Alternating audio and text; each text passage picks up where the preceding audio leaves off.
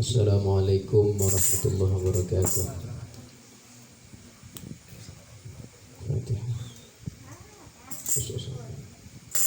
Syu'ulillahil Fatihah. Alhamdulillah.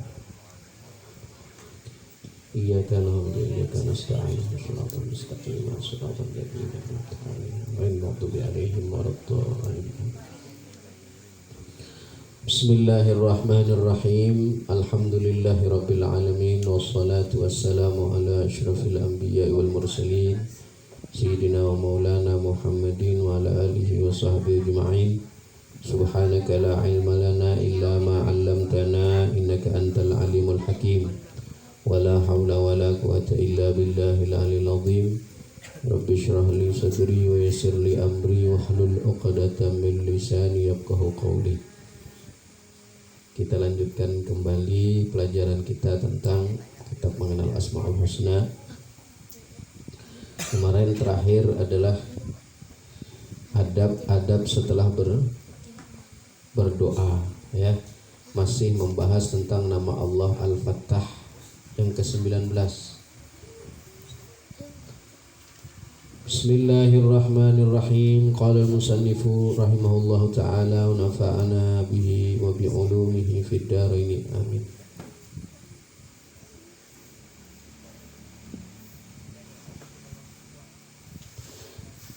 Kemudian setelah kita berdoa dengan adab dan tata caranya, kemarin doa itu adabnya ada yang sebelum berdoa, ketika berdoa, dan adab setelah berdoa. Selesai sudah, gitu ya. Nah, setelah kita berdoa dengan adab dan tata caranya, syarat agar dibukakan oleh Allah Subhanahu wa taala pintu rizki, baru kita berusaha.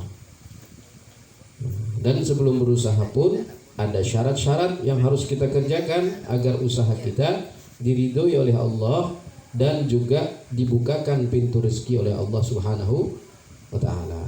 Ini perkara rezeki, ya, perkara mencari rezeki. Ada beberapa tata cara yang harus diperbuat dalam berusaha, dan tata cara itu berbeda menurut pekerjaan apa yang kita usahakan. Ada yang menjadi petani, ada yang menjadi pegawai, ada yang menjadi buruh dan lain-lain sebagainya. Namun secara umum sekurang-kurangnya adab dan syarat yang harus kita perhatikan antara lain adalah, ya, ini bagi kita yang bekerja, mau jadi petani, mau jadi pegawai negeri, mau jadi buruh, mau jadi apa saja, itu perlu diperhatikan. Yang pertama, apa yang perlu diperhatikan? Yang pertama perlu diperhatikan adalah ilmu. Yaitu kita mesti mengetahui, kalau mau berusaha itu mesti mengetahui, ya, apa usaha yang kita kerjakan. Sebagai kebolehannya dari syarat dan tata cara yang benar dalam menjalani pekerjaan itu. Kalau kita seorang pedagang, maka kita harus menguasai fikih dagang, jual beli.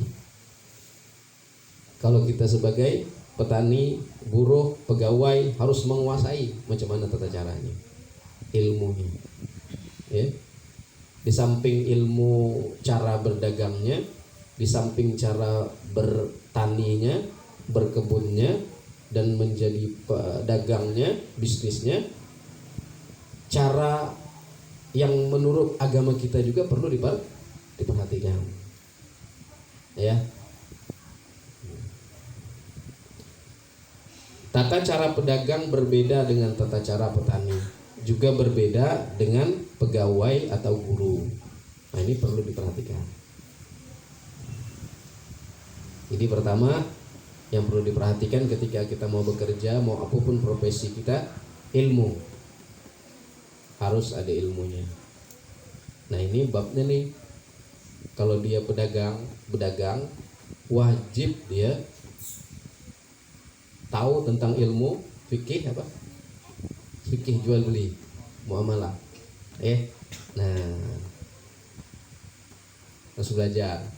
Kemarin kan dalam ta'lim ilmu yang untuk kita melaksanakan ibadah yang wajib, maka ilmunya juga dituntut menjadi wajib. Ilmu sholat itu wajib, bahkan lebih utama daripada fikih-fikih yang lainnya. Karena kenapa? Karena sholat itu dikerjakan tiap hari, tiap waktu. Nah ini masuk pula kita kepada bab profesi, bab pekerja, bab berusaha. Ketika kita menjadi pedagang, maka kita harus wajib menuntut ilmu fikih, muamalah, jual beli. Nah, jadi wajib hukumnya mempelajari itu tadi. Nah itu maksudnya. Ya. Yang pertama ilmu. Yang kedua niat dalam berusaha. Kita harus tanamkan niat yang benar sehingga kita dapat pahala, dan usaha dan pahalanya pun bisa berganda dengan sebab niat. Jadi kita kalau nak turun misalnya bekerja, mau jadi pegawai, mau jadi petani, mau jadi kebun, mau di mana saja pekerjaan kita, mau berdagang, pertama sebelum melangkahkan kaki untuk menuju tempat kita bekerja, niat dulu. Jangan sampai tak punya niat. Kalau tak punya niat, tak dapat pahala. Nah niatnya banyak mencari nafkah untuk menafkahi keluarga misalnya. Turun aku ini berdagang untuk menafkahi anak dan istri dan lain-lain sebagainya. Itu jadi pahala jadinya. Nah gitu.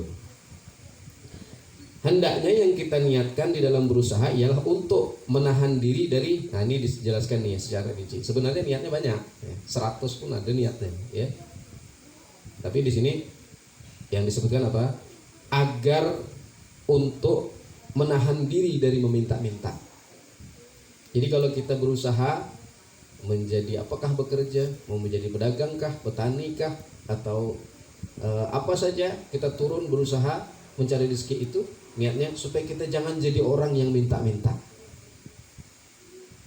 Jangan jadi orang yang minta dan mengharap pemberian orang lain, berharap orang memberi, jangan. Itu gunanya kita berusaha, ya. Gunanya kita bekerja, ya. Jangan jadi peminta-minta. Karena tangan yang di atas lebih baik daripada tangan yang di bawah. Kata Rasulullah Sallallahu Alaihi Wasallam, ya. Tapi minta-minta ini, ya,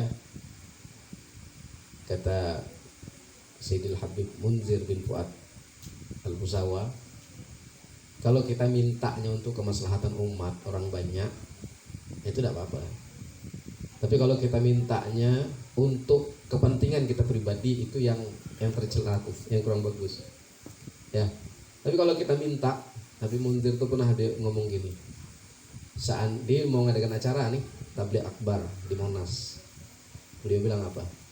Seandainya aku nih harus mencium kakinya agnia, para donatur, untuk menyumbang di acara tersebut, harus aku nih disuruhnya mencium kakinya misalnya, ya, supaya dikasih duit, supaya dikasih bantuan dana untuk acara tersebut, maka aku siap melakukannya.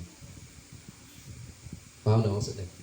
Nah kalau kita untuk keperluan acara, keperluan orang banyak, keperluan dakwah, tidak apa-apa minta. Tapi kalau untuk pribadi ya jangan, itu yang terjadi. Ya. Jadi jangan pula nanti ada guru kita misalnya, ini maksudnya tuh supaya kita jangan salah paham. Ada guru kita, kita nanti mau ngadakan acara begini dan begitu. Misalnya seandainya nanti ada yang mau membantu atau mau dijemput dananya, atau saya sendiri yang nanti menjemput, silahkan. Itu bukan berarti meminta-minta untuk yang dimaksud dalam pelajaran kita nih, ya. Itu untuk kemaslahatan orang yang Habib siapa? Habib Hasan Baharun kan? Pernah beliau juga ceritanya begitu, diceritakan oleh Habib Quraish Baharun. Tidak apa-apa kita menghinakan diri kita untuk dakwah, untuk kepentingan agama, syiar agama, tidak apa-apa, ya. Habib Ana Munzir sampai kayak gitu lah. Seandainya disuruh aku cium kakinya Agnia, para donatur untuk memberikan itu syaratnya harus cium kaki dia, aku bersedia gitu ya. Nah itu ya. Kemudian apabila kelebihan akan kita gunakan untuk kepentingan beramal. Seandainya kita tadi itu berusaha ya, niatkan. Kita hari ini target berusaha dapat 100.000 untuk makan. Untuk keperluan rumah tangga lah. Dapat ternyata kita 300.000. Ya. Nah, usahakan yang lebihnya itu untuk beramal, untuk berbagi. Itu maksudnya. Ya, niatkan seperti itu. Ya, mudah-mudahan dikasih lebih oleh Allah Subhanahu wa taala. Dan juga niat untuk menolong orang lain. Nah, kita punya kelebihan mungkin tabungan, ya ada orang butuh kadang-kadang, ya. Nah, jadi kita niatkan, aku nih bercari nih, nanti kalau ada lebih-lebih, ada yang kutabung, ada sisa di tangan aku, mana tahu ada orang yang butuh bantuan, nanti aku bantu. Niatkan seperti itu maksudnya. Kemudian memberi nafkah keluarga dan lain-lain sebagainya. Jadi apa niatnya banyak sini kan? Tadi kalau pertama tadi saya sebutkan seko aja untuk menafkahi keluarga. Nah, ini pertama apa tadi tuh? Untuk menahan diri dari meminta-minta. Makanya kita usaha. Aku biarlah berjualan, aku biarlah jadi buruh di pasar, narik gerobak. Yang penting aku tidak minta-minta dengan orang. Nah, ini luar biasa nih. Ya. Habib Umar bin Hafid pernah beliau, kalau tidak khilaf apakah beliau itu nak masuk ngajar di Darul Mustafa apa keluar, beliau pernah ya mencium tangan pedagang yang di samping Darul Mustafa. Beliau salami, beliau cium tangan pedagang yang ada di sekitaran Darul Mustafa. Begitu beliau memuliakan orang yang berusaha, orang yang bekerja. Karena orang bekerja itu adalah mulia dia, ya. Nah itu niat, perlu ditanamkan niat yang banyak untuk kebaikan-kebaikan. Kemudian di dalam berusaha kita harus menjaga diri dari sesuatu yang haram atau syubhat. Jadi kita jangan sampai sesuatu itu haram yang masuk. Bisa ya, haram tuh kalau dalam usaha tuh haram menipu, ya, berbual barang kita nih dibilang berlebih. Ini barang aku nih impor nih, ya. Ini barang impor nih, tak ada jualnya di sini, tak ada jualnya di Indonesia nih, beli harus keluar negeri sana. Nah itu, padahal belinya di Tanah Abang, Jakarta sana, dibilangnya impor. Nah ini berlebih, itu bohong. Kaki kalau dibeli orang haram duitnya kita, ya. Hasil dari penjualan itu jadi haram. Al-Imam Abu Hanifah itu beliau tuh seorang ulama sekaligus pedagang. Paginya beliau buka toko, jual baju, jual kain, ya. Nah, nanti setelah berdagang beliau ngajar. Itu Imam Abu Hanifah. Payah cari orang yang bisa kedua-duanya tuh, ya. Berdagang sekaligus jadi ulama, ada sedikit, tak banyak orang seperti itu. Pernah satu ketika beliau ini mau sholat zuhur, ya. Mungkin sudah sering dengar cerita ini, tapi tak apa kita ulang-ulang, ada. Beliau Imam Abu Hanifah ini berdagang di pasar, mau sholat zuhur. Nah, ada barang dagangannya itu tuh sama lah, kainnya tuh sama, cuma ada cacat dikit. Nah, pas beliau mau sholat zuhur, beliau titip di sebelah kawan dagang di sebelah. Nanti kalau ada orang nawar kain nih, tolong harganya kasih, jangan harga standar biasa, harganya di bawah dikit. Kenapa? Karena dia ini cacat, agak korting dikit karena cacat. Iyalah, kata kawan sebelah, pergilah Imam Abu Hanifah sholat zuhur. Nah, si kawan di sebelah tadi itu ternyata ada yang datang menawar itu yang disebut apa tadi, kain tadi itu. Lupa kawan sebelahnya tadi itu bahwa itu ada barang tadi ada cacat. Akhirnya dijual lah dengan harga standar, harga normal. Padahal pesan Abu Hanifah apa? Harganya diturunkan dikit karena dia ada cacat. Balik dari sholat, Abu Hanifah nanya, nah laku ya tadi barang tadi? Iya laku, kata orang itu. Berapa kau jual? Harganya harga standar lah. Astagfirullahaladzim, lupa tadi itu. Abu Hanifah langsung cari orang tadi itu, cari sampai ketemu. Akhirnya baru dibilangkan harganya aku kurangi karena ini ada cacat ini. Nah begitu orang kalau jadi pedagang tapi dia punya ilmu, menjaga diri dari perkara yang haram. Mau kalau kita lajulah, ya lajulah. Barang tuh barang cacat, kapan lagi ya dah. Abu Hanifah tidak mau dia. Nah ini betul-betul kayak menjaga diri dari yang haram. Atau syubhat tuh tidak jelas, abu-abu. Ini haram apa halal nih? Nah ini syubhat nih bahaya juga nih. Ya, walaupun dia tak punya hukum, tak jelas hukumnya abu-abu, tapi bisa jatuh kepada yang haram. Maka sebaiknya sikap kita adalah menjauhi yang syubhat tadi, ya. Dan yang perlu diperhatikan lagi apa? Bahwa usaha jangan sampai mengganggu ibadah atau kepentingan akhirat. Jangan sampai karena berusaha sembahyang kita tertinggal. Sibuk berusaha, akhirnya ibadah kita terganggu. Sibuk berusaha, yang dulunya ya thalabul ilm tuh sama juga hukumnya kan? Thalabul ilm tuh sama hukumnya, wajib, tapi ya ada ilmu-ilmu tertentu lah. Ya kalau misalnya kita memang ada pekerjaan yang membuat kita kurang thalabul ilm, menuntut ilmu, cari, jangan sampai tertinggal sama sekali. Ya. Tapi kalau ibadah tak ada tawar menawar. Yang 5 waktu itu jangan sampai terganggu gara-gara berusaha tadi. Karena kita disuruh Allah apa? Wa ma khalaqtul jinna wal insa illa liya'budun. Allah suruh kita tuh untuk apa? Hidup nih untuk beribadah kepada Allah. Lalu kita bekerja tadi macam mana Ustaz? Kerja tadi itu supaya kita ada energi beribadah. Kita perlu kain, kita perlu telekung, kita perlu songkok, kita perlu baju koko, baju sarung, kita perlu sajadah untuk sholat, untuk beli yang model-model kayak gitu.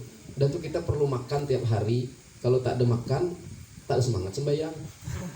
Ya, lemah. Nah kita beli makan sehari-hari itu untuk supaya ada energi untuk beribadah kepada Allah. Tujuannya begitu. Bukan kita bekerja tadi itu untuk meninggalkan ibadah kepada Allah, itu terbalik berarti. Ya. Wa ma khalaqtul jinna wal insa illa liya'budun, itu yang kata Allah tuh. Bahwa kita diciptakan ya, jin dan manusia itu hanya untuk beribadah kepada Allah. Kemudian yang selanjutnya, baik i'tikad dalam berusaha, yaitu selalu ingat bahwa yang memberi rezeki itu adalah Allah semata. Yang memberi pertama ketika kita berusaha, yang memberi rezeki itu kita camkan dalam hati, kita i'tikadkan dalam hati adalah itu semua yang memberi Allah SWT. Itu harga mati itu. Ya, harga mati. Usaha, kita berdagang, kita berkebun, kita bekerja, kita jadi pegawai, kita jadi buruh digaji. Usaha semua itu hanya perantara yang diutus Allah untuk menyampaikan rezeki kita. Hanya sebab untuk menyampaikan rezeki kita. Bisa dipahami ya? Jangan sampai kita manalah aku bisa dapat duit kalau aku tak ada begini. Gara-gara aku kerja tuh lah, gara-gara aku jualan tuh lah, gara-gara aku inilah aku dapat duit. Kalau enggak tuh mana bisa aku dapat duit? Nah itu jangan sampai gitu. Nanti kalau kayak gitu etiket kita mempertuhankan sebab, mempertuhankan usaha. Dengan tetap kita berusaha, ini semua adalah jalan untuk Allah menyampaikan rezeki kepada kita. Itu maksudnya, ya. Jangan pula kata Ustaz tuh rezeki itu Allah yang dosa lah aku gawe, tutuplah toko, dosa lagi aku bekerja, salah juga ya. Kita harus berusaha, maksimalkan usaha. Setelah kita berusaha, dapat tak dapat itu bukan penyebabnya, itu bukan perantara itu yang menyebabkan kita dapat rezeki, tapi semua hasil adalah keputusan Allah Subhanahu wa Ta'ala. Kalau semua pedagang kita dapat terus duit, maka tak ada satupun manusia berbisnis yang rugi, yang gulung tikar, tak ada satupun. Tapi nyatanya ada seorang pembisnis yang gulung tikar, sudah habis dah pamfletnya kemana grup sudah disebarkan, berjualan ini berjualan ini, tapi tak laku-laku juga. Karena kenapa? Karena semua itu adalah keputusan Allah. Kita hanya berusaha, tapi jangan tinggalkan usaha. Nanti jadi apa? Jabariyah apa? Qadariyah apa Jabariyah?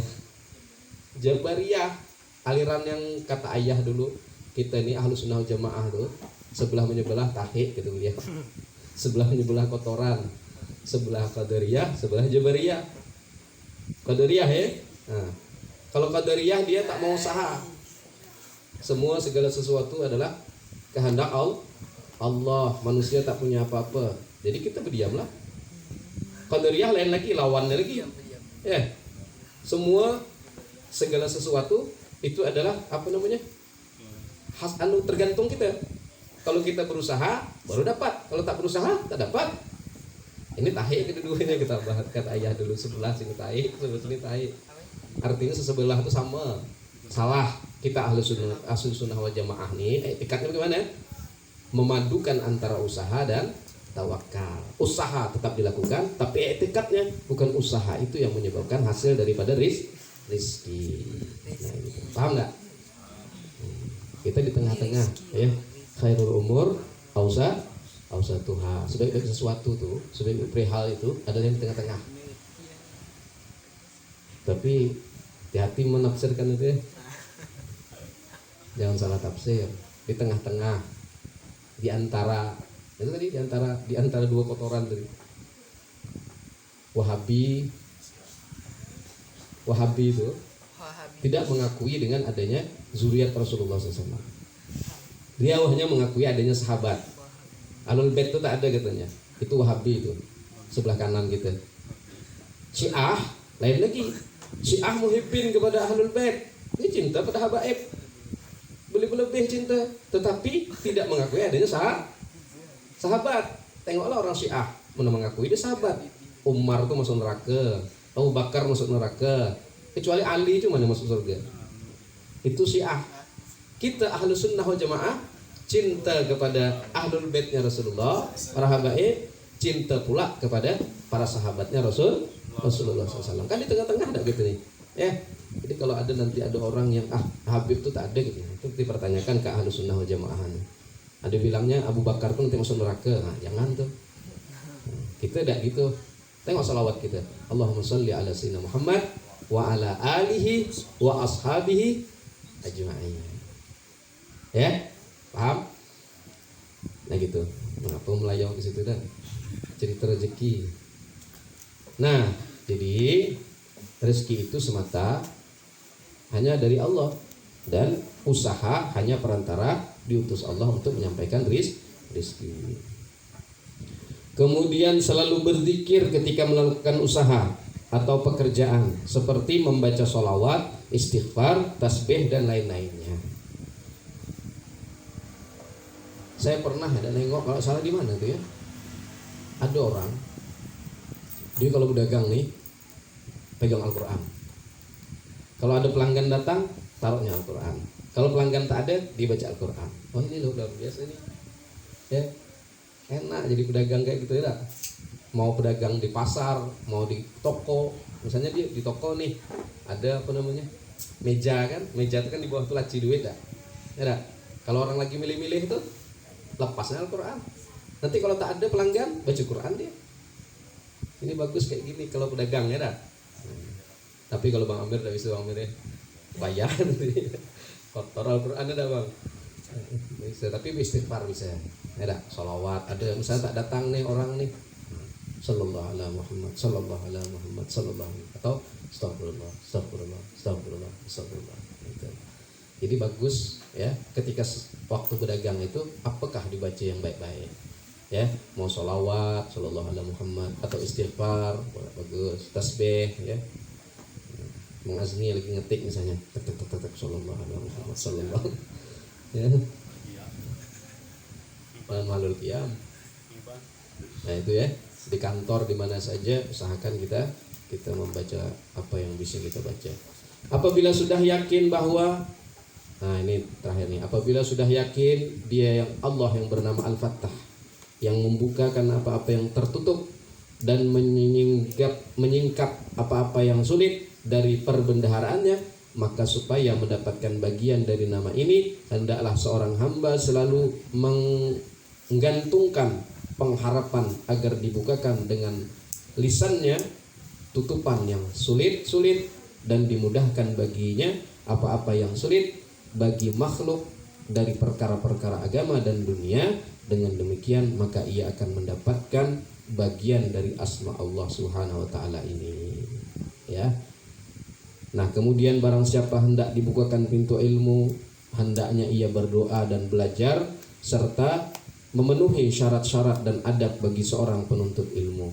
Adapun dan syarat penuntut ilmu banyak, namun sekurang-kurangnya kita mengetahui beberapa hal, insya Allah akan kita bahas pada pertemuan yang akan datang. Agar dibukakan pintu ilmu, ada itu nanti syarat-syarat seorang penuntut ilmu, ya. Adabnya bagaimana seorang penuntut ilmu, insya Allah kita bahas pada pertemuan yang akan datang. Wallahu a'lam bishawab.